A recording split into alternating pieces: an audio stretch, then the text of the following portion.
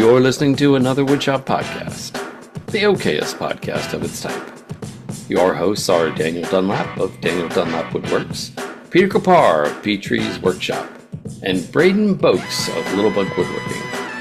You can find them as well as the podcast on your favorite social media channels. Welcome to episode 221 of another Woodshop podcast, where this week we're joined by another Nebraska good old boy, and it doesn't get any gooder than him. He makes beautiful woodworking pieces, and all of the proceeds go to children's cancer research. The Mother Teresa of the maker community, the owner of Woodworker versus Cancer, and the brains and soul behind Makers for St. Jude. Please help me welcome Mike Suter. Woo! Golf clap, golf clap, golf clap. There he is. What's up, Mike?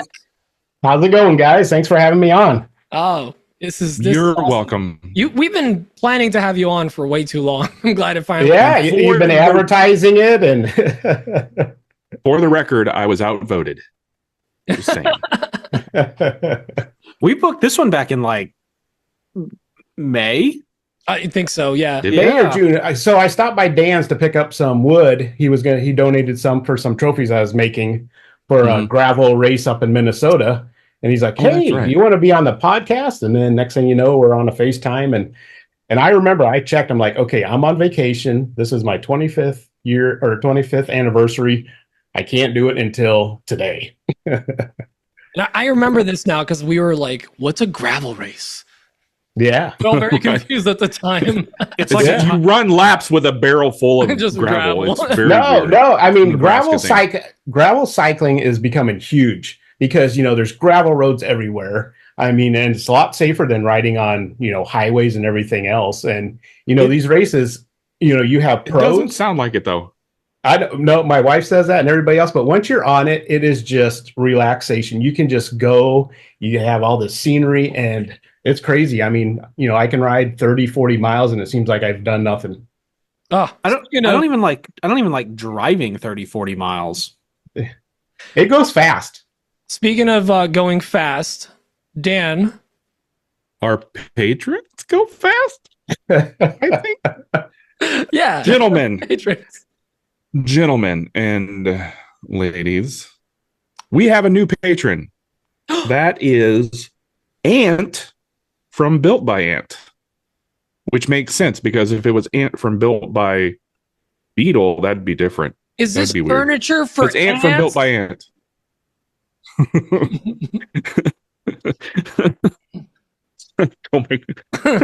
Sorry, I didn't mean to make it. Did we break it together? Yeah, Dan wasn't expecting that joke, apparently.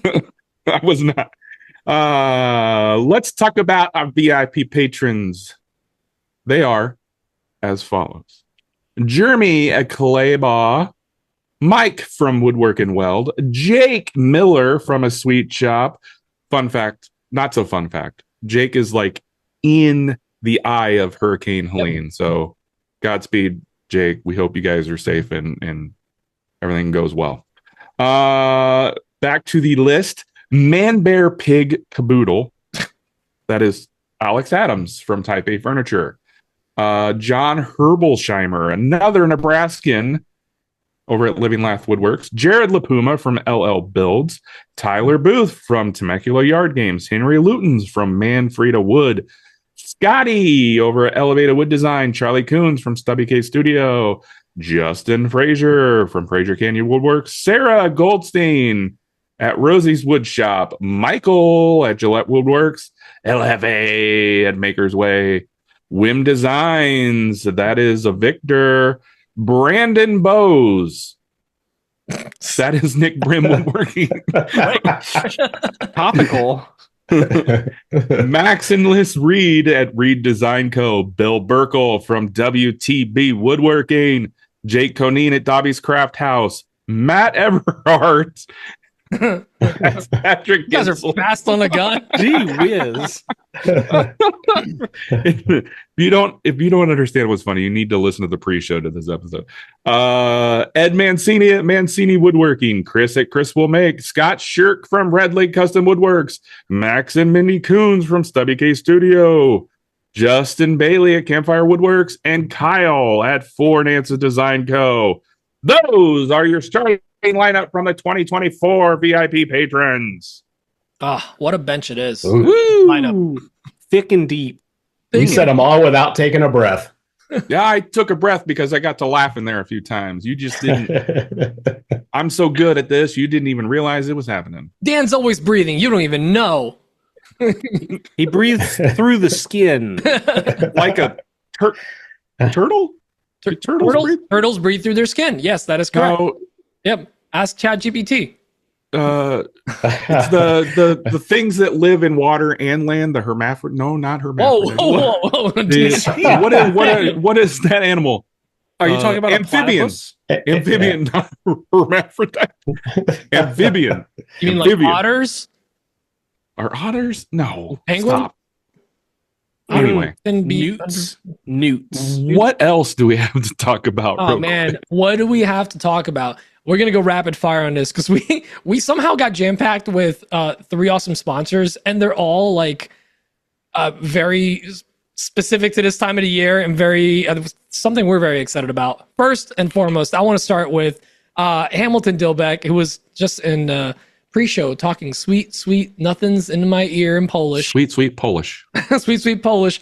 The godfather of CNC with me. Guys, it is still Maketember. It is the last week of Maketember, and every single week he's been dropping a video that has been around one of the projects for craft fairs and or selling online. And I think, Braden, you're just on a rampage going through all the stuff that they're posting this month. That's one of the book holder, or is that a boomerang? This is my tiny batarang. The batarang. Yes. But other people that read books can use it to hold open books. Are books for reading though?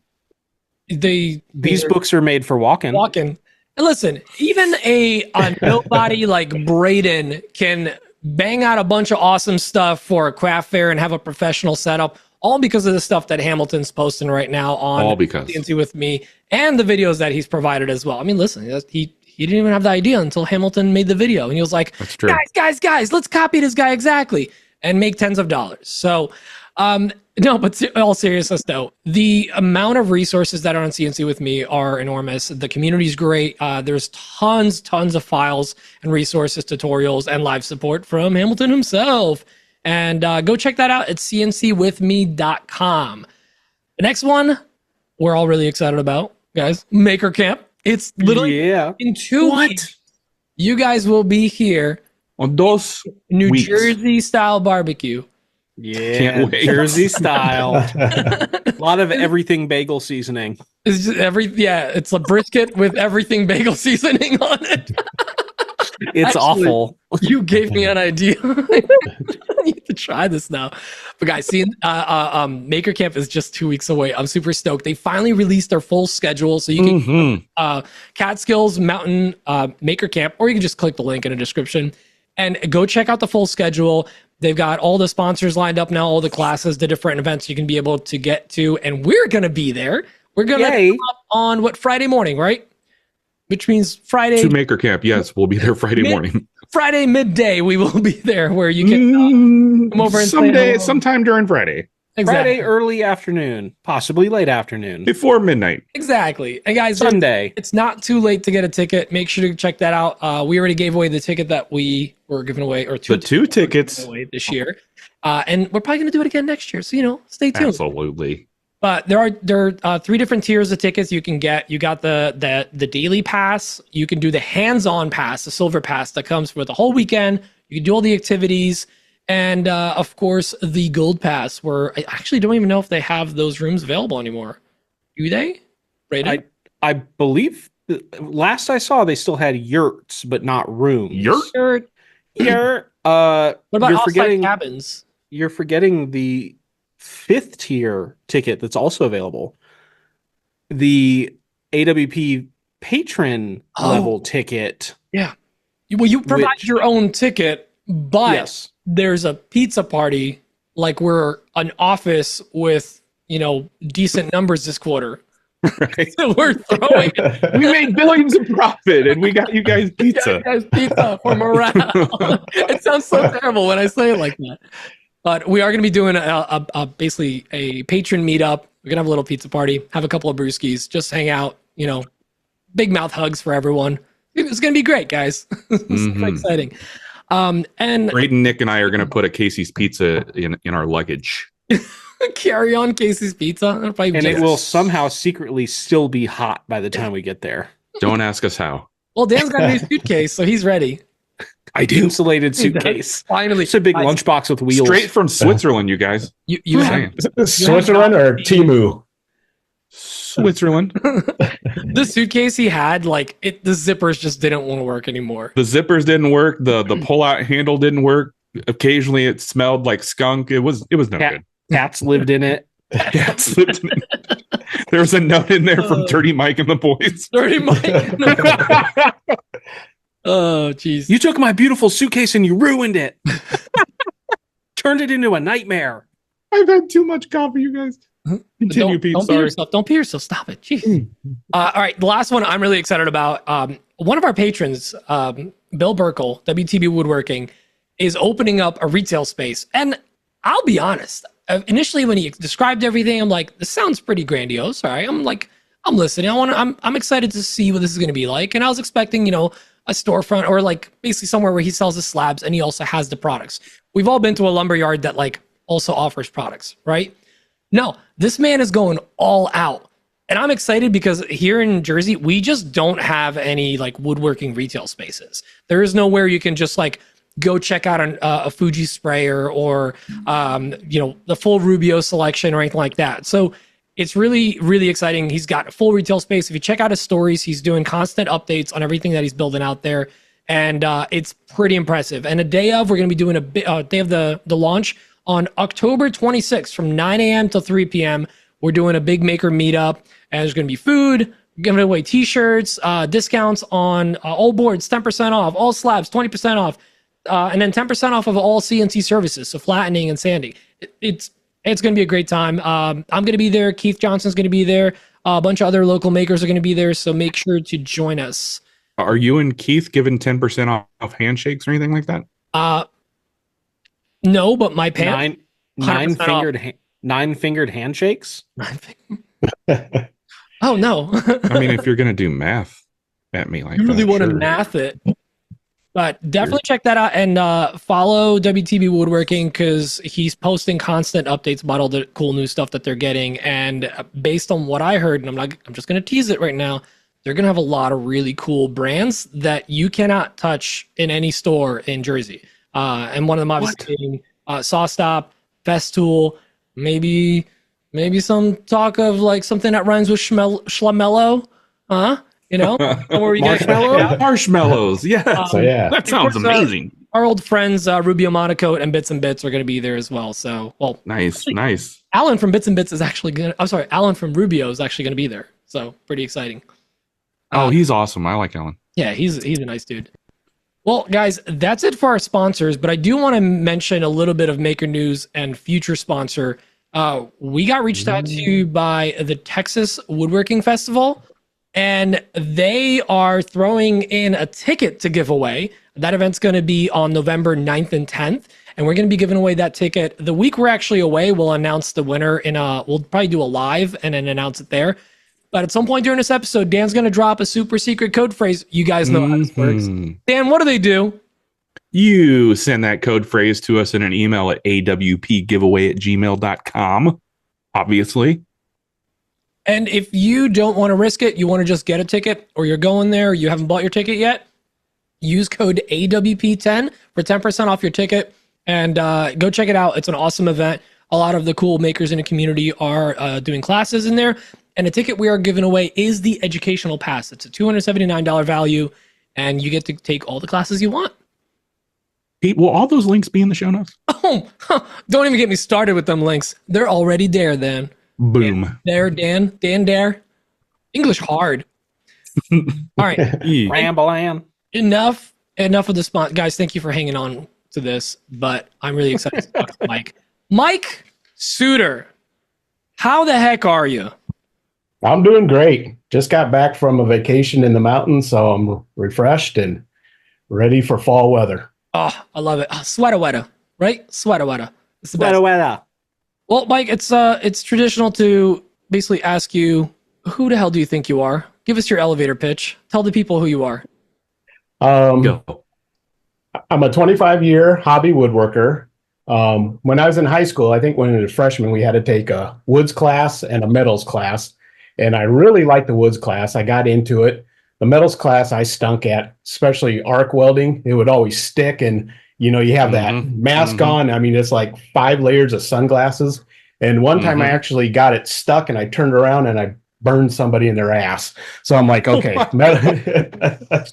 I'm like, you turn around, you can't see. The teacher's probably like, Mike, this isn't for you. No. Woods class is across there. So I when I was in high school, I took woods class and I really liked it. And then, college, I didn't do any of that. And then 25 years ago, when we got our house, I started out in the garage.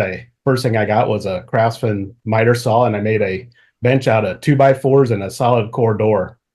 So after that, just kind of, made my wife a potting bench out of cedar, and eventually got into hardwoods and have Adirondack furniture made out of cypress that's still around. So nice. That's awesome. And on top of that, you picked up another hobby within that hobby, right? You want to talk a little bit about that? The woodworker versus cancer? That tiny little thing that you're very well known for. Yeah. So, I have some friends that I cycle with, and one guy is a St. Jude ambassador. So he's like, yeah, you should fundraise for St. Jude, because he knew I was a cancer survivor.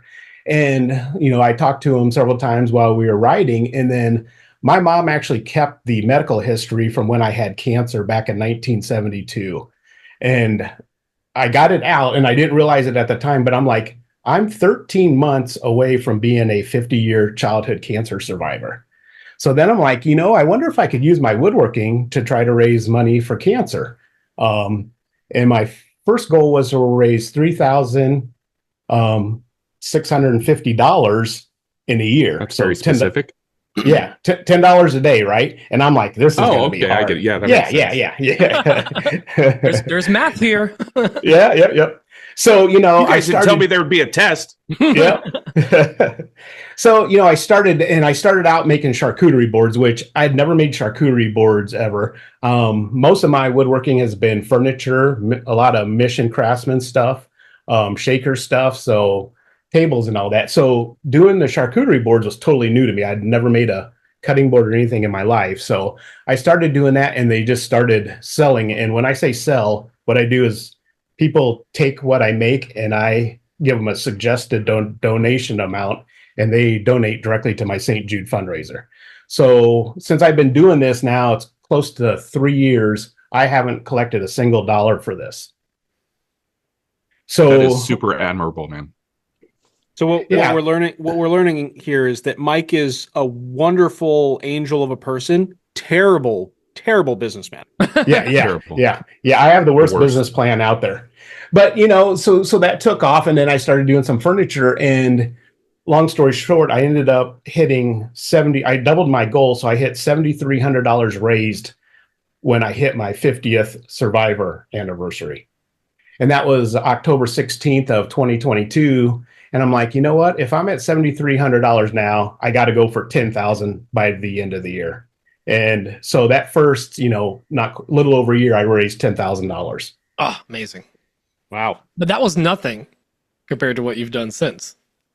Yeah. So, I still continue to do it. It's going on 3 years. I've raised $26,000 myself for kids with cancer. And that first year, and I work with St. Jude in Kansas City. That first year, before I was a 50-year survivor, St. Jude called me and said, corporate has caught on with what you're doing, and they want to send out a film crew to your shop. I'm like, no way. That's cool. Yeah. So in October, it was actually just about 10 days after my 50th survivor, they sent out a film crew and filmed it all in my shop. And, talking with them, they're just great people. And they're like, yeah, we filmed so many, patient stories that they want us to start doing how people are using hobbies to raise money for childhood cancer. So that's when I kind of came up with the idea. I was like, well, if I'm raising money for childhood cancer using woodworking, there's other woodworkers and makers out there that could join me. And that's where I came up with the idea to start Makers for St. Jude. And that has been flourishing. Yeah, that's been blowing up. I feel like I see your brand on every major meetup or event these days. It's been pretty awesome to see. Yeah, and so I launched in January of 2023. I set the first year goal of 10,000. And, back then when I launched it, my personal Instagram page had 200 followers and Makers for St. Jude had 1 follower, me. So, that's when I actually met with Dan and Braden and, kind of brainstormed with them and ended up I was on Between Two Woodworkers with, was it Lefty and Lefty and Scotty. Lefty and Scotty. Yep. And, so that kind of got the publicity out there. And then Braden was with Sawdust Talk and I was on there. And we don't talk about that. Never heard of it. Braden Bose. Bose. Yeah. So, it's just kind of starting to spread and, Surf Preps came on and they've been great. And now Onefinity's helping us out. So that first year we hit $11,000 in 2023. And that was, that's awesome. We just kind of got the ball rolling on that. It was like June when you started that, like really going hard with getting other makers involved. Yeah, so because that 11,000 was in like 5 months. Yeah. Yep. Yeah. And then, Hannah came on and I was trying to get Hannah to donate, like a 3x4 or whatever for the makers prizes. And she goes, no, what I want to do, I want to raffle a 3x4 or raffle a POV8. So last year she raffled off a POV8 and which retails at $700. It raised $2,260. Amazing. Yeah. And the way these work is Makers for St. Jude is really just a group St. Jude fundraiser. And then all these individuals and companies have their own fundraiser underneath it. So people can do whatever they want. It's your own fundraiser. My Woodworker versus Cancer is just one fundraiser under Makers for St. Jude. Mm-hmm. So I think right now we have 51 fundraisers under it. So, and then Hannah also, Surf Prep did a 3x4 in the spring. And I think that raised $4,500. Whoa. Wow.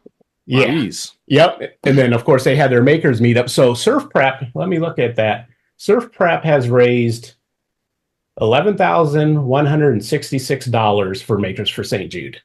That is great. Great.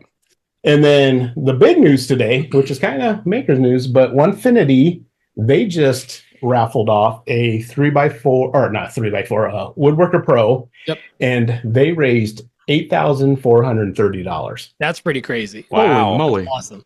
Yeah. Yep. So it's just, it's pretty amazing how fast it's grown. And it's cool to see how many people are getting involved. So total, go ahead. No, you go ahead. Yeah. So the Makers for St. Jude has raised $43,339. That's exactly what I was going to ask. Huh. 40. That's just this year, or is that? No, that's since January of 2023. So this year So we originally set our goal to 20,000 this year. We hit that in June. So then demolish it. So then we decided, let's do 35. It would have been easy to double it since we had 6 months, but a lot of makers and stuff are busy with the holidays and everything. So we'll probably, could lose a month there. So we're at $32,232 of our $35,000 goal. At the end of September, which is amazing. Yep. Huh. So somebody should have pushed harder for that $40,000 goal like that. Yeah. Or even like 50. I think somebody should have said that. That would have been smart. What are you alluding to, Braden? Yeah, I said 40,000. Yeah. Let's play it safe. Way to try to take credit, Braden. Well, but you know what? Here's the deal. When we hit that 35,000, that'll put us at 46,000 since 2023. So then Let's go for 50,000 by the end of the year. Wow. Let's go for Why not? 100. Incredible. 100, yeah. 100. Just aim for the stars. Aim for Right? the moon and you land amongst the stars. And Because you miss the moon and you keep going. That's how that Right. works. before we Like- get deeper into questions too, I will say that there will be a link where you guys can donate in the show notes, and we'll figure out the best one for you guys to donate to through Mike. And there is also some giveaways going on right now, currently, right? Yeah. So what we're doing is we're running the Childhood Cancer Challenge. September is Childhood Cancer Awareness Month. And so what we're doing is we have a Childhood Cancer Challenge that runs from September all the way through November. And all the makers that participate are eligible for $4,000 in prizes. And there's 20 chances to win. And the good chance is if you do something, you're going to win. And, the prizes range, I'll go through them quickly, but 2 tickets to Workbench Con. You. Wow. That's a big X-Fasten has donated 2 packages. Rockler, portable drill guide with a vise. That's worth $350. Real Milk Paint, a $300 gift certificate. Tools Today and Amana 4-piece CNC starter bit set, countersink, merch and swag, $250. Total Boat, 1 gallon kit of high performance epoxy, hat, UV resin. Atomic Finishes has donated a gallon of epoxy, 32 ounce wood oil, wood wax. Carbon Method, $200 gift certificates.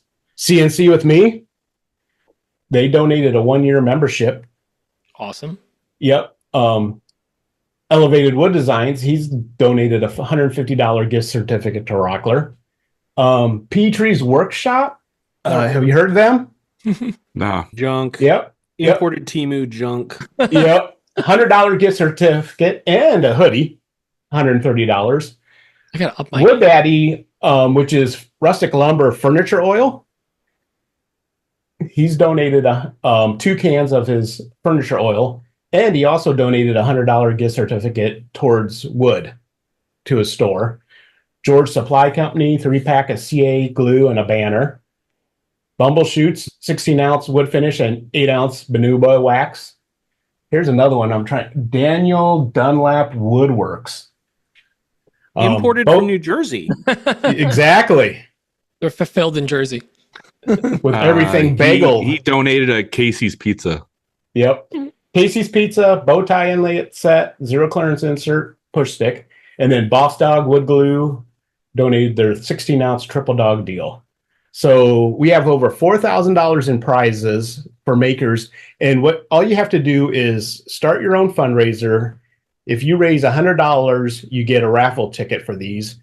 If you hit 300, you get 5 raffle tickets, and then each $100 after that, you get another raffle ticket.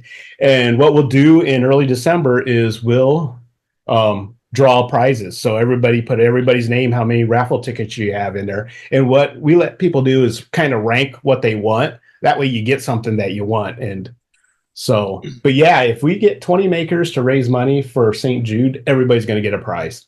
That's awesome. Well, with a list like that, I mean, why even bother ranking? I mean, those are great prizes. Everybody's going to be happy with just about everything. And I did want to point out one thing.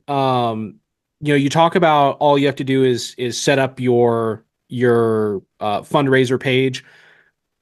That sounds kind of complicated. It is super easy. It's like signing up for Netflix, and you have an account, and that like your fundraiser is set up. So it's super simple to get this started, right? Yep. And yes, and if you go to makersforstjude.org, there's a how to participate button, and that kind of tells you different ways that you can fundraise. What a lot of people are doing is raffling off a woodworking or even a quilt. So this is makers of all kinds of different media. So you can raffle something. Well, I sell my stuff.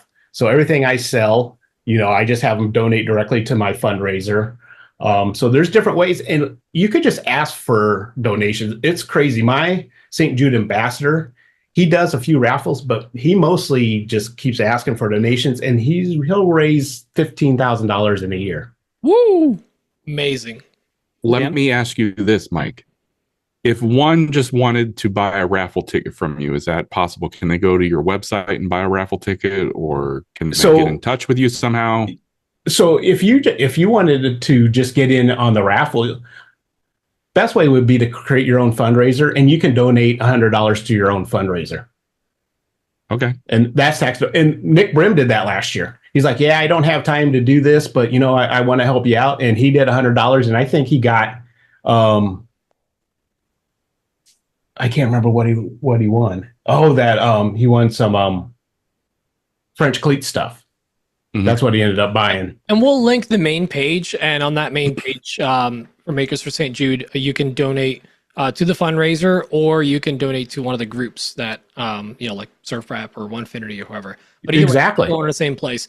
And I will. I'm going to answer the question that some people might have, or I'm going to let you answer it. How do are we sending money to you and then you send it to them, or how does that work? Because some people do get uncomfortable with donations, and do they get a receipt for a write-off or anything like that? How do the kind of the finances of it work? Because so get weird about donation because they don't always know where that money goes. Yeah. So this money, you are creating a fundraiser on St. Jude's website. Makers for St. Jude, and even myself, Woodworker versus Cancer, we have never collected a single dollar. We don't deal with any money. Everything goes through St. Jude. So everything that gets, when you donate on a St. Jude page, it goes directly to St. Jude. They get 100% of the money, and then you'll get an email receipt for tax purposes. Awesome. That's cool. So it's like a shady back alley drug deal. Hey, I don't want the money. You hand the money to my guy over here, Mr. Jude. It's money laundering, but it just means the money's clean when it goes to the children. Yeah, that's all it is. And the way I can tell you guys, the website's literally fundraising.stjude.org. It's directly on their site, and that's the Makers for St. Jude site. So I just wanted to answer that for the people that might be a little skittish about donations, because let's be real, in this day and age with obviously GoFundMe's and everything. Yes. But there's a lot of people asking for money, and many legitimate reasons to ask. This doesn't get any more legitimate than children fighting. Yeah, and that's how Surf Prep and Onefinity, they ran theirs completely. They have their own fundraiser under the Makers for St. Jude. So, Onefinity raises $8,000. They get credit for that $8,000, but Makers for St. Jude gets credit as the group fundraiser. So really, it's just, and you can donate directly to the group fundraiser, but we generally recommend, pick somebody that and donate to theirs. Like a pyramid scheme. Okay. But again, yep, exactly. Let the children win. But again, not awful. I love how we make it sound evil and the best thing ever. Mike is the Mother Teresa of the maker community, right? So I've heard. Father Teresa? So so you guys are doing this one and raffling off in November. Through the rest of the year, do you guys have any other big events that you're affiliated with that you're going to be working with? No, I think this will be it, because this will go through the end of November. And, with the holidays and everything, I think everybody will just kind of want to take a break in December. So, December. Hopefully nobody listens to our advice and takes off time in December and just keeps working. But we never said take off time in December. We said relax after Christmas, before New Year's. You get that. AWP said that you guys can rest a couple of days. We didn't say take. And on the 52nd week, they rested. Yes. Now, so looking back, one of the really big events this year was, so Surf Prep has gotten super involved with this. They really took it to heart, and they put on the second Surf Prep Maker meetup this year at their headquarters this year, and all of that money went to Makers for St. Jude, or it went to St. Jude. Yes, and they had a lot of raffle prizes at their. Well, Pete, you know about that, right? Yeah. Oh, here we go. At least one raffle prize. Here we go. It didn't suck. My prize definitely did not suck, and it was. And I feel really terrible because there was another maker there that bought up a boatload of the tickets because that was his way of donating the money. And what about the maker that really needed the dust collector? What about that guy? We're not talking about you. We're talking about children with cancer, Dan. So Pete, you had a version. You already had a version 2 dust collector, and Dan had a version 1. Yeah, and you won it. Yeah, and you know what? I was even thinking like, maybe I'll send it to Dan, and then Dan tried to fight me in front of everyone. So I was like, you know what? I'll take it. But there was another maker there that was buying up a lot of the tickets. He did end up winning a lot of the giveaways, and at one point he was like, just so you guys know, I bought a lot of the tickets because this is what I do. And he explained it. Basically, he doesn't. Oh, yeah. Tom Caney. Yes. Thank you. Yeah. Yes. On it. And that was his way of donating and everything he does. And honestly, like when I won, I was like, I just feel like I need to do good with what I do. Like I need to give back in some way, even better, whether it's just no paywall type knowledge or something, or donating, or like I have to get involved in this. And it's really inspiring to see basically that event happened because of you. I feel like that meetup happened because we needed to raise money for this event. And we're very thankful because we were lucky enough to be able to fly out there and see Hannah and the family. And that was honestly one of the best trips we've ever taken, just to see how they operate, how good of people they are, and what the love that they have behind that company and what they want to do. And the fact that they were able to get so heavily involved with Makers for St. Jude was just, it touches your heart. It makes you feel things. Yeah. I mean, as everybody knows, they're a great company and a great group of people. I mean, they're like family to the maker community. And, they've been good to Makers for St. Jude, and they've also helped me with my fundraising. So right on. What's the goal for next year? We haven't talked about that yet. So, but $200,000, probably like 200,000. Yeah, but you know what? If we could hit 50 by the end of this year, that would mean we did 39 for the year. So maybe try to do 50 and hit 100. I love it. I love that goal. I think we'll try to help out in any way we can. Obviously, as we always do, just bring some noise to the page to make sure that people are going there to try to donate.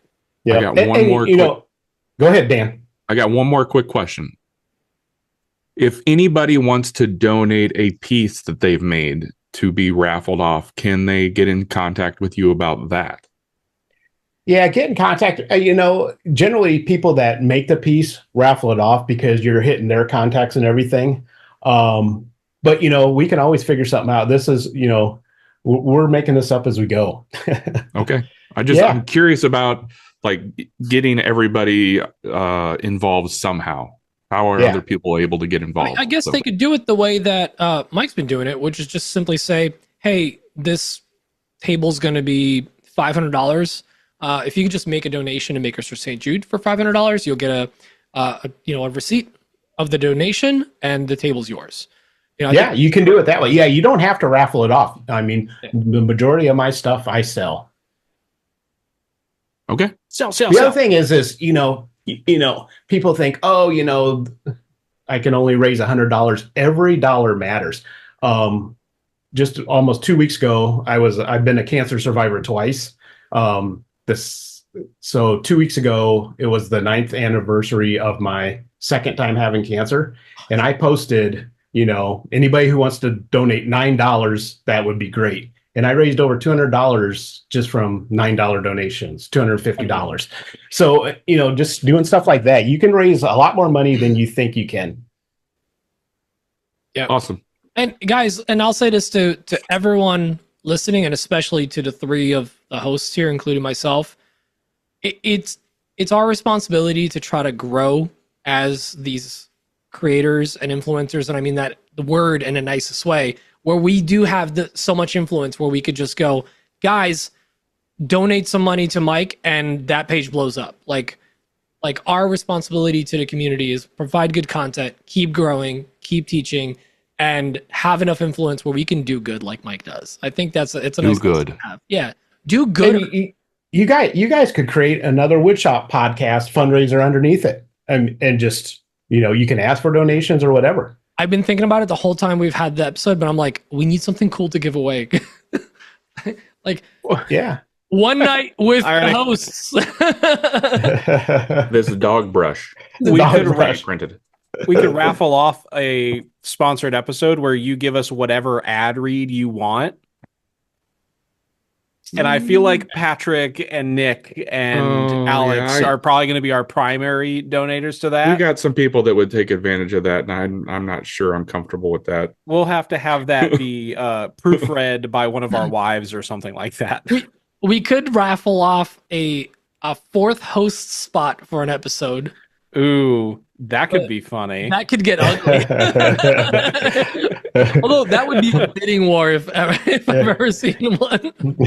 We should talk about this off air. Let's. Yeah. Well, we have some ideas. We definitely want to get more involved with this. I mean, we've been involved loosely in some way all year, and it's been great. But it's going to be great to get a little more involved with it as well. So, I mean, listen, even if you can't donate money, if you can share the page, or donate a piece that you've made, I think that's a great way to do it. Yeah, I mean, every little bit helps, sharing it, raffling something, selling something. Right on. All right, do you guys have any other questions? Should we jump into some I think we should questions? I think we should hop into some listener questions. Listener questions? Get a little taste. Yeah, get into that. What does Matt Everhart have to say? He didn't. Matt Everhart. He didn't talk at all during this segment. I feel, Dan, should that be our code phrase? Yeah, actually. That's not bad, Pete. If you want to be entered to win a ticket to the Texas Woodworking Festival, send the name Matt Everhart to our giveaway email, which is awpgiveaway@gmail.com. You can misspell that name too. Spell it however you want, as long as it's in the ballpark. Yeah. And if you don't know what we're talking about, you have to listen to the pre-show. You have to listen to the pre-show. All of these code phrases come from the pre-show. But guys, the Texas Woodworking Festival is just around the corner. Please enter or get a ticket through our code phrase, which is AWP10. Yep, for 10% off. Wait, here we go. Oh, I get it. AWP 10. Okay, I get it. Yeah, no, I get 10% off. It's not like there's 10 things they're giving away. It's just I thought it automatically loaded 10 tickets and you just had to pay for 10 tickets. You just got it. No. This makes so much more sense. Yeah. Use that code and add 10 to cart. You might as well try AWP 25 first. Yeah. What do you have to lose? Try all the numbers. I mean, exactly. On most sites, if you use code AWP, it adds money. Although I bought some stickers today from StickerBeat. Petrie still works for 20% off. I bet you AWP still works. I know the Petrie one still works because, the fun thing about them is I think their discount codes range. Like, I think they just type in a random number because one is 15, one is 10, one is 20, one is like 17. Oh, 17. If you use DDWW, you get 7.9% off. I don't know. It's weird. Well, why don't we get into some questions? And please. This is the audio we play? Go, Black Betty. Ram. I'm assuming. I don't know. Well, let's start with, we got a question, guys, from an OG, Josh the Dad. Gangster. Hey there, guys. It's Josh the Dad. You know Josh the Dad, one of the big IG. How's it going? I know it's been a while. Been a tad busy, but that's okay because I still listen to the podcast. So Team Dan, Kit, and Caboodle. Yep. I really need to finish listening to the last podcast. Anyways, I had an IG friend send me a question. So here it is for you. What do you do with all those IG questionable accounts that follow you? You know, the ones where they're really hot ladies in the picture that are probably some guy. Oh my goodness. Anyways, do you block them? Do you delete them? Do you let them ride because they're numbers, baby? What do you do? Anyways, okay. Work hard. Do your best. Have a lot of fun. Later. So if anyone's confused about what just happened, Josh the Dad offers a community feature where a service, if you will. If you're too shy to call him with a question and you're not so good at typing, you can just type the question to Josh the Dad and he will read it out loud in his velvety voice. So I guess if you don't like your voice, you're not confident, or you're too sexy sounding and you're afraid of emasculating the boys. send it over to Josh the Dad, and he'll read that question to you. So he's asking about all of the spam accounts, and there's, I guess, different levels. Those are spam? Oh, man. No, not Rebecca. Cassidy. There's the ones that are, well, there's some that just comment. Obviously, send this to Nebraska Urban. Oh, yeah. I haven't seen any of those in a long time, actually. I've gotten some randomly. Or the ones like we talked about this in a pre-show. When you go into your message requests under hidden requests, guess what, guys? Remember how I wiped it out? There's already one in there. From 30 oh my gosh, what are you they're doing trying wrong, to get dude? that sweet slice of pea. And if you don't know about these, some of us get flooded with group chats that are just like, basically someone's just like pretending that they want to you. Like, it's just, they're just trying to sell their fake whatever, or 4,000 woodworking plans, or 16,000 or whatever it is.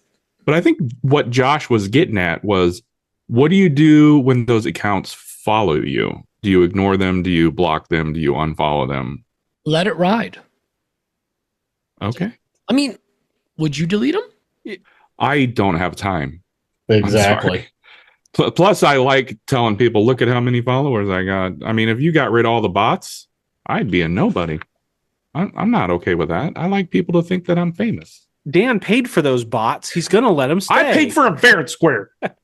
So, like, we've talked about this a couple weeks ago where, like, Dan and I are both seeing, we're over 100K. We're seeing negative numbers on many days. Yeah, And that's Instagram deleting there's no accounts. growth. Yeah. I don't know what the hell is going on. So it's hard. And like, I'm no fool. Like, I know that those numbers are kind of inflated because of like a lot of them are genuine, but there's a lot of just like bot accounts that just follow people for no reason. Which I don't know what the strategy there was, honestly. Yeah. But seriously, Genuine, why do you need so many accounts? Yeah, Genuine. But honestly, like I used to care, but I don't care anymore. Like I'm not trying to brag. This isn't a brag, but I can't keep up with it. So if I spent my time trying to keep up with the count, the followers that I get, and going through and like looking to see which one is real and which one isn't, like I wouldn't have time to do anything else. So yes. I just ignore them. So just to summarize, Dan is saying that he doesn't have time to A, keep up with all of the Etsy orders he gets, and B, all of the followers he gets. I don't have to. I got to do one thing or the other. I can't do both. He also can't keep up with all of the new muscles in his body he discovers and bulks. Yoked. Yeah. He's yoked. Yes, yoked. Total package right here. Well, like, so Mike, do you get any of those random accounts? What I get is like when I do stories, I get likes and the name is half emojis. Yeah. Oh, that's usually a dead giveaway. Yeah, exactly.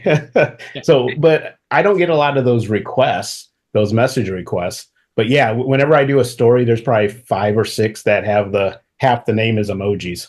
Yeah. I just don't get why all my stories keep getting liked by eggplant fireworks. Honestly, the one emoji that does the most work for like just figuring out which one to not look at is just the sweat emoji, the water droplets. if that's in the name, it's just like, okay, I'm not reading this. Or I'm like, tell me more. Tell me more. Classic, man. Tell me more. I just tell need me more. I just need the Venmo to what account for what? What? There's a lot of what was it? What country princes were? And they oh my god, what country is that? I don't know. I almost said Norwegian. Tread lightly. No, Norwegian. Yeah. I almost said Norwegian prince. Nigerian prince. Prince of Persia. Send me $10,000 of good faith money, and I shall send you millions. He's just trying to unlock it because it's caught up in the banking structure of Nigeria. No, you guys, no. I know we keep arguing about this, but when I get my millions, you'll know. There's going to be signs. Millions tied up in a PayPal account. So I need to send him an Amazon gift card that I need to go to Walmart for. Yeah.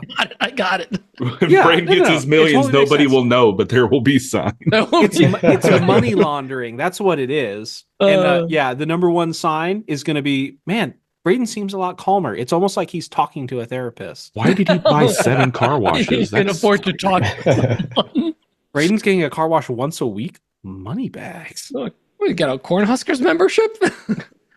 Is that what? Okay. Braden stopped picking up Dan scraps? Was Cornhuskers the team or the car wash? But yes. It's in Nebraska. It's everything. Is it Yeah, it's in Nebraska. Cornhusker is everything. Yeah. All right. Heating and air, pizza. Cornhusker car wash is on Cornhusker Road, just west of Cornhusker Boulevard. Is there a car wash where like raccoons eat scraps outside the window? Alpine Probably. car wash. Yeah. Like car wash. The other thing I paid $10 for that car wash. the other thing that's big here is Nebraska backwards is Exarban. So yeah. There's all kinds of Exarban businesses. Oh, Yeah. dyslexia is real hard in the Midwest, isn't it? That's actually where I got the idea for my first business name, Nedarb Woodworking. That's how Dan, you were just doing I get it. Yeah. Dan, you were just doing the lasering of your logo. And I was like, millimeter peepee. Yeah. All right. Metric. All right. All right. Oh, guys, serious questions. Okay. All right. This first one, just from Alex Adams from Type A Furniture, US. Yeah, very serious. Very serious. Is he from York, USA? Makercamp schedule just released. What are you guys looking forward to the most in terms of either demos or exhibitors? And do you have any other tips for first-time visitors other than bringing your own canoe and bootleg boots? Because it got cut off, the Makercamp schedule just dropped. Yes. It just dropped. The new remix. Yeah, remix. So also, he mentioned something about knockoff boots or something. I want Counterfeit boots? Counterfeit boots. I wonder what he was talking about. I don't know. Interesting, Dan. I have no idea. But guys, the schedule dropped. Have you guys looked at it yet? Brave of you to assume I looked at the schedule. I opened it. You didn't look at the schedule? I never look at the schedules at these events. I had to zoom in, so I didn't. I go to these events to hang out with the folks that I interact with on the internet and have a good time, and I just wing it day of. I do have to Be say, like, oh, that sounds fun. I'll go over there. every year I do have to zoom in on the schedule. I love Makercamp, but the schedule needs to be bold font, underlined, maybe italics. Easier to formatted for mobile. Yeah, enhance. I will say I've one thing that I want to actually definitely take this year that I got jacked. My seat got taken before I even got there by people that showed up earlier. And by earlier, I mean over an hour before the class started. Ethan Carter was doing a leather wallet class. I think it was Ethan Carter, right? Am I saying the name right? It was Ethan Carter Designs. Yeah. Yes. So he was doing a leather working class, and I really wanted to take it. And we got robbed by people that showed up earlier than us. I'm still sour about it. So I really do want to take the leather working class. Aside from that, like last year, honestly, I think last year was the first year we went, or the first 2 years was like, oh, we want to do all this stuff and whatever, and we kind of did some. I feel like last year was the first year we all just went and we're like, we're just happy to be here. So That's me every year. Yeah, right. Hashtag vibes. But for me, it's absolutely leatherworking. I want to try that out this year. Maybe welding again if they're doing a Lincoln tent. Dan, anything you'd like to try? I'm hoping that we can play Apple baseball again. I don't know if that was an official class. I don't think that was official. Yeah, no, that was an insurance claim waiting to happen. That's what that was. But if I remember correctly, it was Lindsay from Woodbrain pitched an apple to me, and I hit it with a baseball bat, and there were other people that were doing it too. And I gotta say, I still got it. I don't know. I'm not planning on doing anything. Like I said, I always kind of figure out what I'm going to do day of. I just walk around and kind of look and see what's going on. By still got it, Dan means still looks good in baseball pants. Mm-hmm. Which was weird that you had those, but the butt is tight. Like Prince's butt. Looking good in pinstripes. The butt joint? I'm kind of thinking maybe I should work on the other half of the axe that I started last year. Oh, yeah. You mean the head that I had to ship to you because you couldn't check it? So fun. So are you going to ship the head back So to Pete? fun story, Pete. Hey, I have still not unpacked that box. Ship it back. Still Ship in the it back. shop. I've got both of my total boat packages. I've got Oh my the God. axe head. I need you to open that box because it might be full of memes, Food. memes, jokes. I may have Food like snacks. something in there. What if, It might be what like if there were pierogies in there? There's just, we're just maggots. The only thing that didn't make it is my paraphernalia that Titty Nick made of Tupac Oh. Oh, that I think may have been integrated into like some decor somewhere. oh, that. Oh, Maybe I in have like two Jersey. of those. They're great.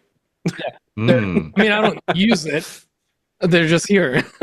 But yeah, I still have not unpacked. In fact, it didn't even make it past the part of my outfeed table that I set it on when it showed up.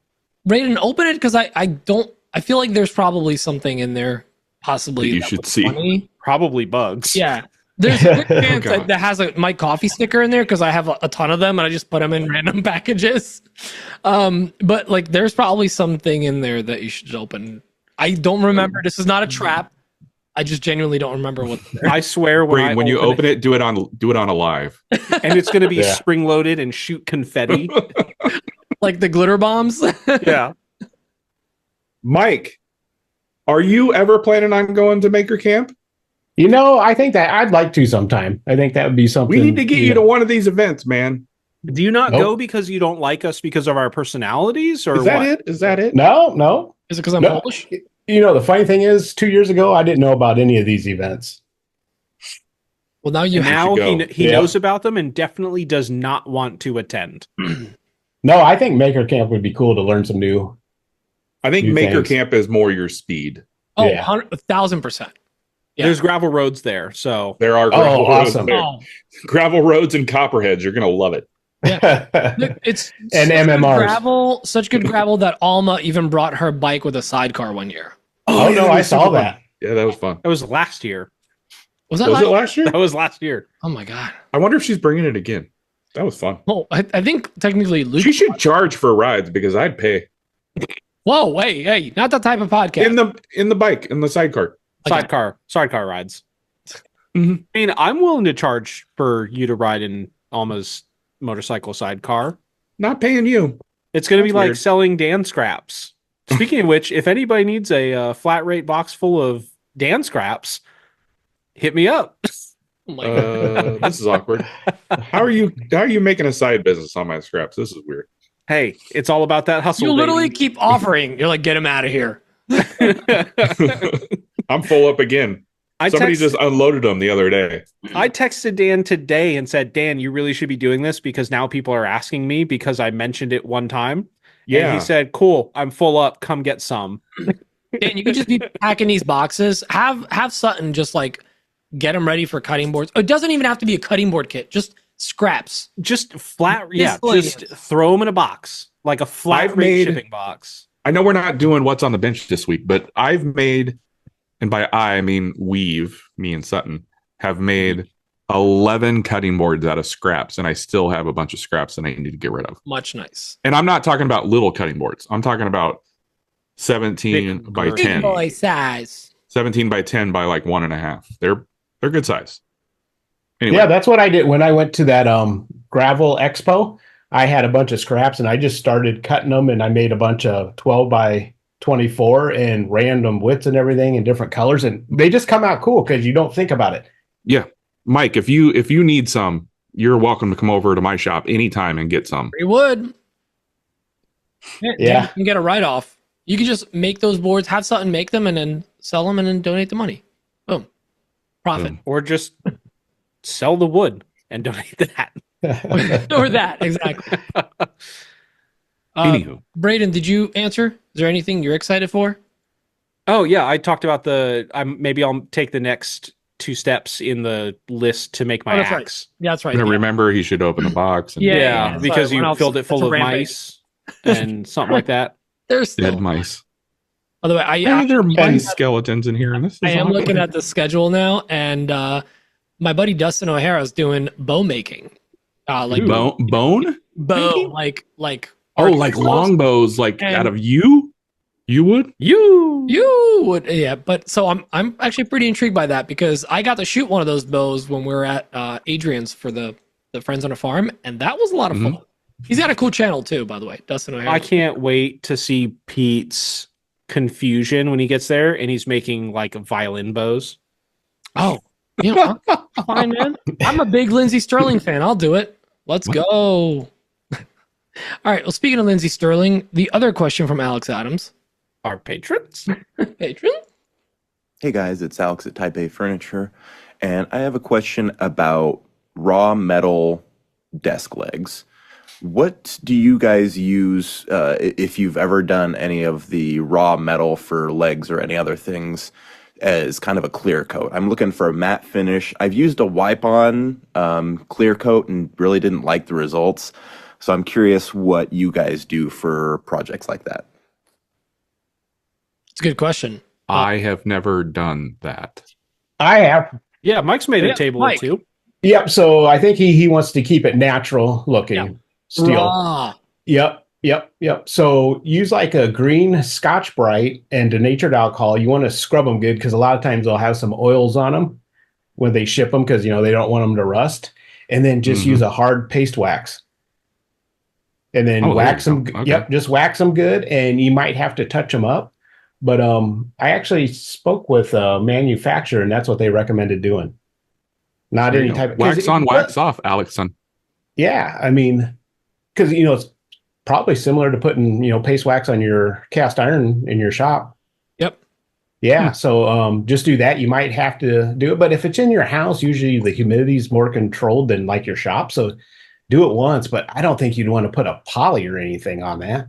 No. I think I'm wondering if he was wondering because he called it a clear coat, spraying something or whatever, which technically by the way, my answer is exactly the same as yours. I've actually used vinegar to clean it up sometimes if it had like rust spots or patina. Vinegar is great for cleaning cast iron too, by the way, if you guys. Or acetone. Yeah. But yeah. Honestly, I've done the test in the past. Coca-Cola does in fact remove rust quite well off of old furniture, off of old machines, and stomach lining, but that's a whole different episode.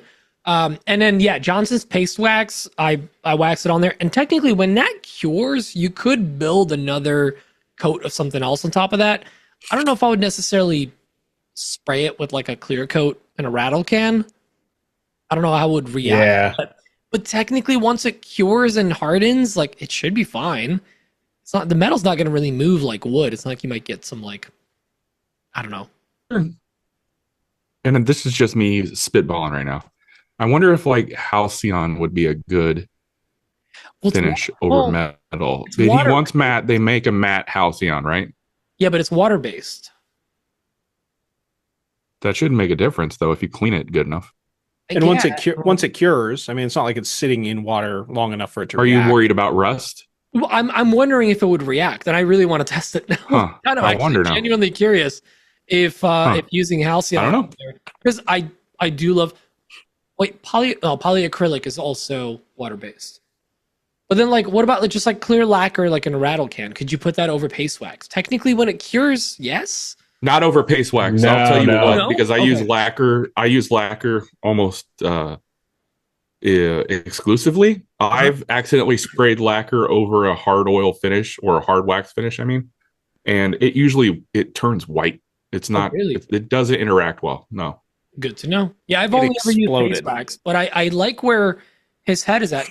I've gotten legs from, I forget if it was from not Sencut Sen. What's the one company that Benueta owned or still owns? Semi-exact. Yeah, I think I got some like steel legs from them, and they were coated almost like clear, like there was something on there. Or maybe I'm thinking of another company. Maybe it was an Amazon purchase that I had. So it was raw metal, but when I got it, I'm like, this is coated in like a plastic or something, or a finish. So it had like a bit of a shine, very much like it wasn't raw wood when you touched it. I'm curious. I don't actually, you know what? If anyone listening has experience, I would love to hear about this. Yeah. Send in your experiences to AWP. Nope. Another Woodshop podcast, gmail.com. You guys are missing like the really, really obvious answer. And I know this from experience because of my former life, out on these streets, with the Jeep Club and on the automotive side. Take that raw metal and just douse it in a product called fluid film, and it's basically WD-40, and you spray it on, and then you take it to the customer's house, and then you leave and immediately change your number, you change your email address, you change your business name, and hope that they don't have really expensive flooring. That's it. WD-40 would also technically work. Just that sounds like a winner.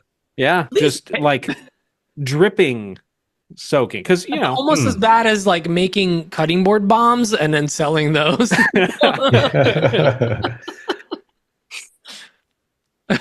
Love you, Dan. Oh, I see. Okay. Yeah. Okay. Dan didn't even get it. Huh. Dan just I thought he was mad. He just faded away. No, Yeah, I thought he hated that. Nope. I'm Dan, ready for the next question. I didn't joke. catch that. I didn't catch it. I got another one in the works for you guys. So Dan's making end grain cutting boards where the grain and the direction and everything, the borders, everything goes in a different direction. going against all the rules, and I don't care. He's not even doing the smile, frown. He's just all smiles. And the heat kicks on, and according to the in the house. Yeah, according to the internet, the second either winter or summer hits, these things are just like it's gonna take out a family. Yeah, it's gonna take out a family. That smile frown, that is a bad myth, because if it's gonna warp, cold. It's either gonna be a ruffle or it's gonna be a Pringle, right? Yeah. If it's so you look at the grain, you go by what looks best. It's funny because when I posted that thing where yeah, exactly. Brand is that? When I posted that reel, when I posted that reel to use paste wax on your glue joints, the experts just came out like crazy. Oh yeah, I remember that. That. I made a comment that was like, you're getting a taste of the internet. I see, Mike. Yeah, so I learned this. Just pop right off. It's brilliant. Yeah, so in this, I learned this tip from a finishing expert on a forum. And what I do is every panel glue up, what I do is I just take 2 clamps at the end and just lightly do them. And then I take paste wax and run them down each line of the glue, on the top and bottom. And then then you undo it, you glue it, and then all the squeeze out, just don't worry about it. Don't try to wipe it. Don't try to time to scrape it. Come back the next morning with a carbide scraper. You run that down there, and these beads will pop off like they're on an air hockey table. I wonder if this would work with like a Bumbleshoots or something, like a hard wax finish. Probably. Yeah. So what I've used forever is Johnson's paste wax, which is discontinued. What a bummer! Although one can is a lifetime supply. Yeah, but fun fact: people are selling Johnson's paste wax for ridiculous amounts on eBay. Yeah. But Real Milk Paint saw my reel and then say, hey, we want to send you. So they sent me their clear Carnubo wax, and it's great. I've been using it. Oh. So I'm hooked on the Bumbleshoots just because the smell. It just, when you open it up, just want to eat it. A bear with honey. Not recommended. I've been using the walrus oil, but I like it because it's sustainable because it's made with bits of real walrus. Yeah, well, yeah. Not just like the skin, the tusks. The finish. Also, just for posterity and for legal purposes, that was a joke. It is not made from walrus. What? Braden, what do you use? Like, do you use the oil or do you use one of the waxes to furniture butter? Because they have a lot of products, and I like their stuff. But for cutting boards and like food service stuff, I just tend to furniture butter. That furniture butter is awesome. Because I know they have some. I think I have a little sample of the wax. I haven't used it yet. Yeah, I use the furniture butter because it's so close to like the body butter that I use that I just it works on everything. Let me say this. The Walrus Oil furniture butter is exactly like that one oil brand that we don't talk about. If you're looking for a replacement for that O brand oil, that's the stuff you want. Oh boy. The Walrus Oil furniture wax. I will support or furniture butter. Furniture butter. I like Walrus Oil. They're first of all, as a brand, they're awesome. The other one is for me, Bumbleshoots. I know Eric, love him and his family. They're great as well, and the products are really nice. So. Oh yeah, agreed. And I think he's going to be at Makercamp as well. He is. I need to re-up on my stuff because that's stuff I bought last year. And from what I understand, he's kind of co-sponsoring the woodworking tent. Is he really? Or he's co-sponsoring something with Highland Woodworks at Makercamp. Cool. I have a story that I don't think that I've told you guys. Like this is like new. Go on. I have somebody, and I get reminded because of that other brand. And obviously I'm Team Snapback, and I have an account. I don't know who it is in the sense that like I've never met this person. It's not somebody that we hang out with, who is like dead set that they are going to convert me to that brand, like back to that brand of oil. And like a couple months ago, sweetheart, like, we got into it. And by that, I mean, like, he got really fired up and really passionate about it. And I just kept saying, like, I know that because he was big on like that other guy, meaning Dan, but didn't know his name, but he's a paid influencer. It was basically like he's a paid actor. It was a red flag that like he went like off the deep end. And I was know me now. So are you getting paid for this? Because I was just hating on him because of the principle. But if you're getting paid, let me know from who. I mean, I wish I was getting paid. That'd be nice. That was the thing. Like, yeah, he's a paid influencer, and like I heard from somebody that like this was this and this was this. I was like, I'm gonna be honest. Like, I know the guy that you're talking about. I've literally seen the DMs back and forth. Like, you're wrong, but whatever. But so ever since then, that was like 6 months ago. Every like month or two, I'll just randomly get an IG message from this person, and it's a reel that I can't see because I've been blocked from the account, which means it's coming from that brand's page. And it's my guess is I would just block that guy and just be done with it. Oh no, it's hilarious. Me, I love getting just like the little taste of, I'm living in somebody's brain rent-free that they think about this brand, and they immediately think that they are going to convert me. Like, I get such a kick out of it. And every time I just respond like, hey, still blocked by that account, still can't see the reels. Such a silly hill to die on. So see, like, anyway. My saying is always like, people need hobbies, but then like people with hobbies also do this as a side hobby. Like, all right, you need another hobby than like to try to convert people. My hobby is arguing on the internet. Yeah, like some people, that's their thing, and they also do woodworking on the side. That's how it works. All right, so we have one more question. Let's get into this one, and this one's actually, I feel like it might take us a while because we got to make a list here, guys. This is from Sarah. I can't believe we are 2 weeks away from Makercamp. What are the top 10 things to pack? See you soon, girlie. Sarah with Rosie's Woodshop. Yeah, she had a voice change operation. Definitely not AI. But honestly, a very good question. What I got the answers. Go ahead, Dan. I want to hear it. 3 pairs of clean underwear, 3 clean shirts, 3 clean jeans or pants or shorts, and at least 1 pair of boots. So that's 10. Dan, I hope that your math is wrong because it's a 5-day trip. For us, it's 5-day. He knows what he said. For us, it's a 5-day trip. But if you're just going to Makercamp, it's 3. Every other day shower. Mike, I mean, there, you do a fair bit of camping. What are your camping go-tos? I always do N+1. So just in case you have to, stay an extra day or whatever. T-shirts, hiking shorts, hiking shoes, toothbrush, toothpaste, and then of course a Speedo. Ooh, yeah, for speed. Oh, Yeah, for aerodynamicy. Yep. There's another boat regatta. Hey, everybody's always saying dive on into the fun. Exactly. Got to be equipped for it. Anytime I think of packing for a trip, I always think of that one video that's like, and of course it's a girl. Surprisingly, she's like, went for a 7-day trip, packed 9 pairs of underwear, threw all of them.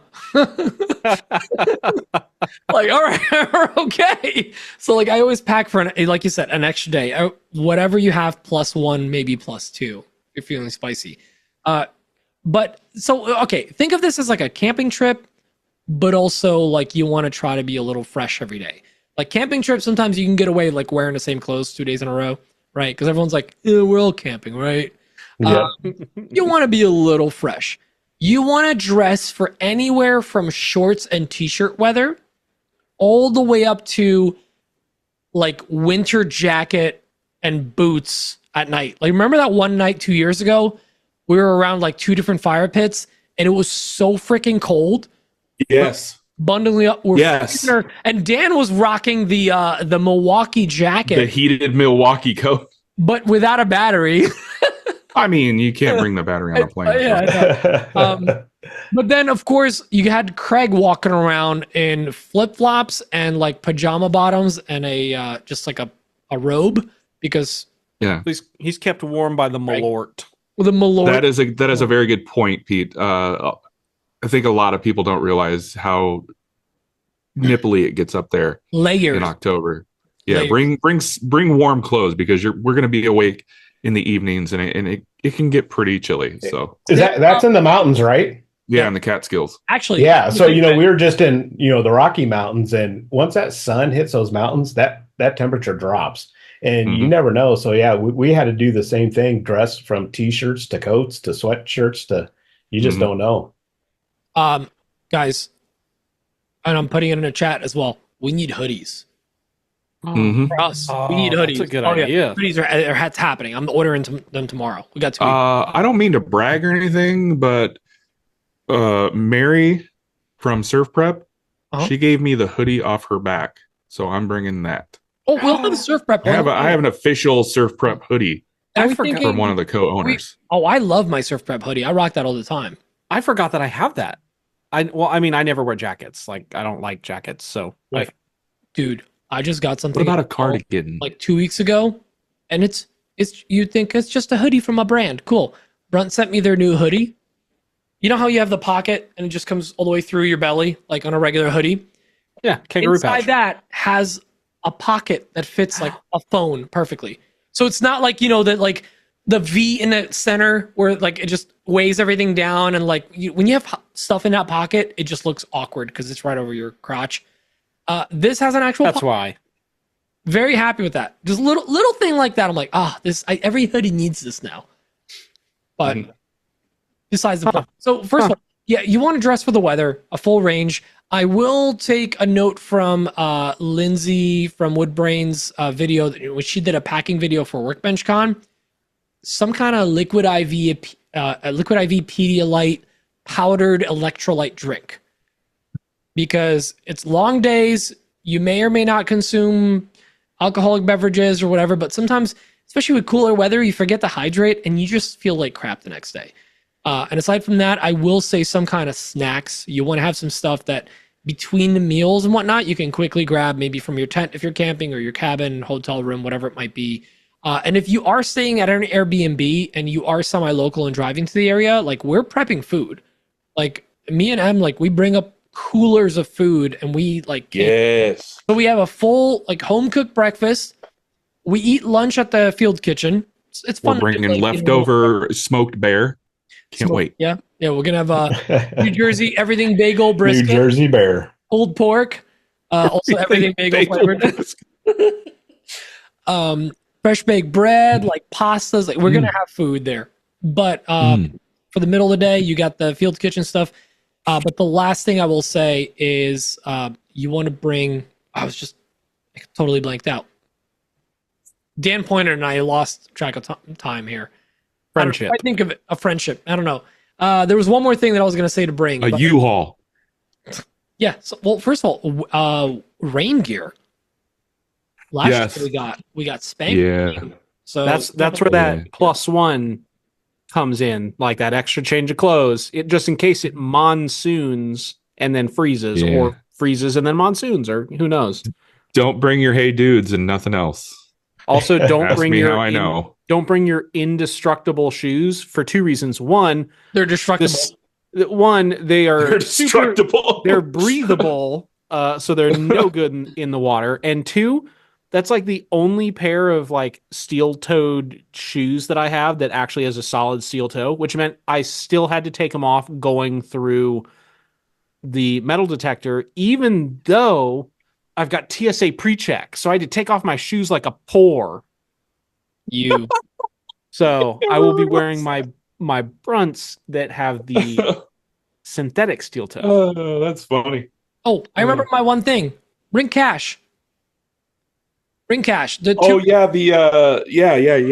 pavilion doesn't take credit or debit. Yes, you have to barter. Cash. Yeah, I don't think they do. They got an ATM right there. An ATM, but bring cash for that. Also, the bartenders are usually very awesome. You want to tip them a little bit, help them out. And then also, there is opportunities to actually buy stuff there, and it is the worst cell service ever. So don't count on being able to do like touch to pay or credit card transactions. Bring cash. Not happening. Bring a little bit of cash. And that's it. Okay. I just want to add that obviously the clothes and the cat, like the things that let you function, important. First off, Pete, I had an entire case of Liquid IV with me last year. I always travel with it. So just so you know, for posterity, I always travel with, and I mentioned this, I can't remember where I last talked about this. I always bring a Cards Against Humanity deck, and I got you. I would recommend if you can find one on sale, bring a Pete and Emma, because suddenly I don't like all that whole bring food, bring snacks thing. I don't have to worry about that at all. Show up. They get picked up from LaGuardia and get driven an hour and 45 minutes to my house. Dan and I basically show up in New York, and we are treated like royalty. We get chauffeured. We get like homemade snacks. We get really weird barbecue that's like Texas adjacent. But I mean, it's all you can eat stuff. So if we keep picking on Pete for the barbecue, he's not going to give us any. I'm gonna wait. I think he got all the Boar's Head recalls. I'm gonna just point something out. So obviously, we had mentioned that we had the Texas Woodworking Festival reached out to us. We're very happy about that. And at some point, one of these doofuses, I honestly don't even remember which one of you guys, because it was like a flashbang going off in a room. I was like, I'm hurt. They're like, yeah, we can't wait for some New Jersey barbecue. We're talking to someone from Texas. And they're like, he's like, what? And I had to defend myself, like, well, I was taught Texas barbecue style. And then I also said, you guys, for felt him backpedaling, like, oh yeah, I don't know if we can work together. It was a top 10 proudest like jab I've ever had. It was perfectly crafted. It was excellently timed, and it was just hurtful enough that I'll still get barbecue. I still have to figure out where to put all of you guys, because like you guys, when I checked out for my tickets, I used code AWP, and suddenly it added on one Nick Brim, and then I was like, oh no, I tried to undo, and I refreshed the page, and then Kamani got added to the page, and then I was like, wait, no, this is wrong. So I tried checking out again, and then Malcolm got added. So like, I don't know what the heck. Well, Malcolm's staying nearby, but there's gonna be a lot of people here Thursday night. So if you want the address to Pete's house, text me, and then I will have Dan text it from his personal phone number. Yeah, exactly. Do that. Pete, I can just sleep between you and Emma. It's no big deal. I can fit anywhere. Can you? It's a king size bed. It's not a California king. Dan, don't push it. Fine. It's fine. It's fine. I can put the CPAP under my pillow. So that's the thing. For the sake of everyone else involved, I think you're getting the spare bedroom, and then Braden and Nick are doing the couches. I liked feeling luxurious. And then Kamani is either the car in a driveway or the basement or the kitchen island. Out where the bears are. You should just rent a U-Haul. Listen, the whole U-Haul idea, it's not the worst idea. $29.99, right? Elevated off the ground and nice and dry. It's an idea. It is technically, by definition, an idea, yes. Well, you know what else is an idea, guys? Our patrons? No, wrapping up the podcast. Oh. Get out of here. Guys, That's not a bad idea. I'm going to rattle stuff off. So make sure you check out the Texas Woodworking Festival. We're going to be giving away a ticket the week after next week. So the code phrase was set at some point. Dan, do you remember what it was? It was Matt Everhart. Send that to awpgiveaway@gmail.com. There you go. And you can win a ticket. Make sure to check out the Maker Meetup at the WTB Woodworking new store opening on October 26th. Check out CNC with me for all of your fair and festival and holiday sale ideas. And just general CNC things. All things CNC. And then check out fantastic. Hamilton's videos for all of the how-tos on that. And then last but not least, we've got... Why am I blanking? Oh, of course, Makercamp. We were just talking about it. That we're going to be at. The longest ad ever for them. Go check us out at Makercamp. 2 weeks. You know what we'll be? And if you're on the fence and you're on the East Coast, just do it. Just buy the ticket.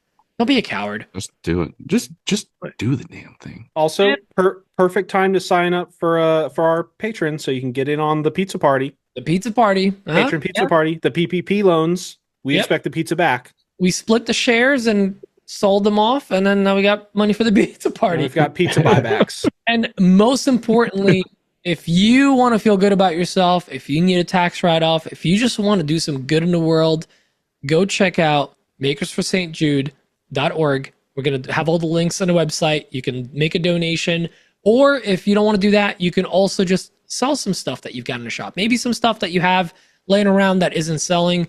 Lower the price, and then just ask those individuals to either donate the money to Makers for St. Jude or collect it and donate it yourself. Again, all the links are going to be in the description. Mike, do you have any final thoughts before we get out of here?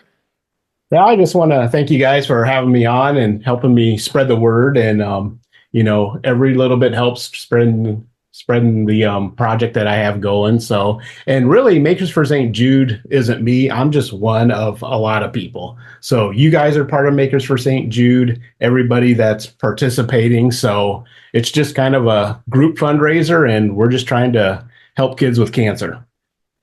Awesome. That's beautiful, man. Happy to have you on. Always happy to help, man. Yeah, I appreciate it. And we can't wait to have you at Makercamp next year. All right. I'll do it. He's going to be there. Date. We put you down as a soft I'll maybe. put him in my new big suitcase. Yep. It's From Switzerland. Do I get the queen size bed in the U-Haul? No. You get to share it with Dan. You get a hammock and you'd be happy.